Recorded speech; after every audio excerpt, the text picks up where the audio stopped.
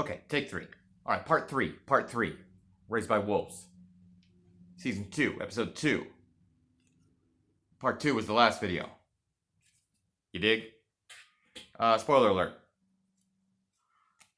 So if the acid, which I love the idea of the acid oceans. So if the space snake is immune to the acid, maybe Marcus will develop some physical attributes. Maybe Marcus will end up able to go in the acid water, which he would have discovered.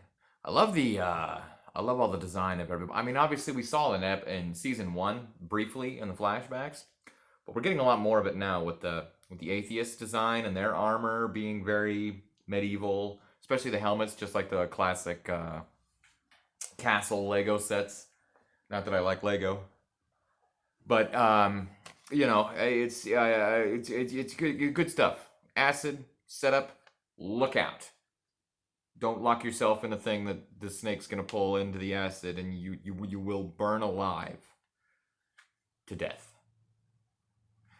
Oh, I was so thrilled after episode 1. I thought they were just writing them off. I mean, I knew I saw them in the trailer, so I knew he had to come back. But then I forgot about them.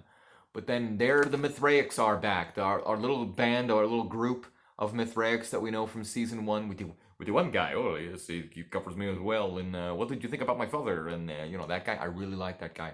So I'm thrilled to see him back, even though all of a sudden we see them back. And where we left them off, they shoved eyeballs into Marcus's mouth and took off. And then we see them again, and they're prisoners of the atheists. So I guess they were just chilling, and then the atheists showed up, and they were like, oh, shiza. And then they became prisoners of the atheists, and now they are weapons because they have bombs attached to them, and they want the snake to eat them. The snake's mouth doesn't really look like it can, eat stuff, especially like a person whole. I mean, maybe. I'm sure it could. It's a dehinging jaw or something. Not that it has a jaw, it just has a mouth. There's no, opening motion. But anyway, it seems more of a sucker to me than like a biter. Like, it's not going to chomp down and eat you or bite your head off or consume you. It's going to latch on like a leech, like a tick, and sucking up all you can, suck 'em. And you're going to suck all the life out of you, you know what I mean? We'll see, though. We know somebody's going to get killed by that darn thing sooner than later. I'm surprised it took till episode 2 for us to even see it, but we knew it was out there. So it's good to see the Mithraic back. I hope that that particular group, I mean, a couple of them are okay, but that one guy specifically, the guy whose father was murdered by the guy who Marcus took the identity of. Makes sense, right? I hope he sticks around. I don't want him to turn into Bantha Poodoo or Space Snake Poodoo. I want him to have a more predominant role, especially after his setup in season 1. I think he could really...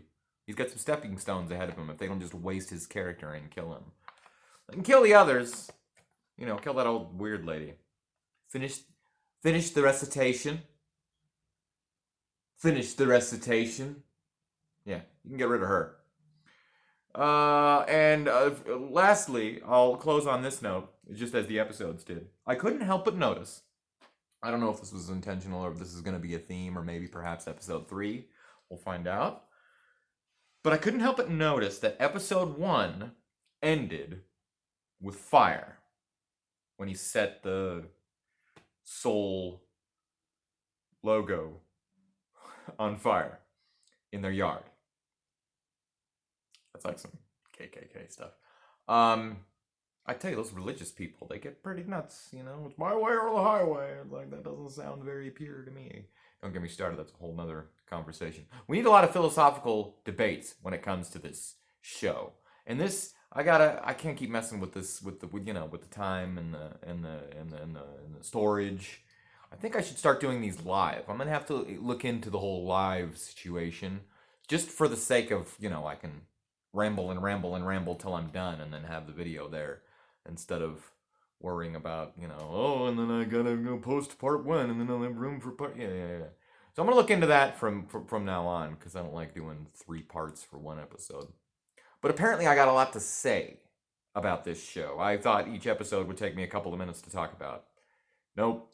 There's a lot going on. The season's jam-packed already. As I was saying, sorry for the cliffhanger, episode 2 also ends with fire. She finds that skin, gives herself a little speech to pump her up to be okay with killing her own child, marches out there with her big gun, but she sets the snake skin on fire. So both episodes 1 and 2 ended in flame. I don't think that's a coincidence. It's gotta mean something. Oh, that was one of my favorite scenes in season 1 with the fire when the temple's burning and what's her face freaked out and you had to lock her up. Pray for her! I need to get me one of them necklaces. Anyway, great season, great first 2 episodes. I'm glad they gave me the first 2 right off the bat. I think they did that for the very reason that 1 wasn't as strong of a tune in next week to see what happens. 1 was more of a, not my thing. But they gave us the first 2 right off the bat, I think, because 2 has a better, ooh, there goes Mother trekking off to kill the space snake. I was once a man.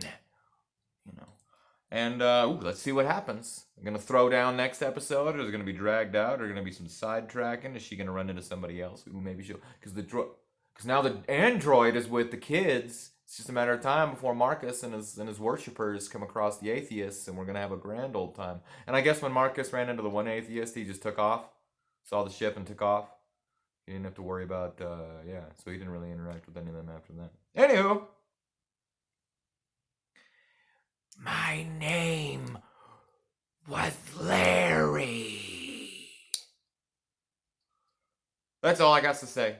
Raised by Wolves, Season 2, Episode 2. Can't wait for Episode 3. Check you then.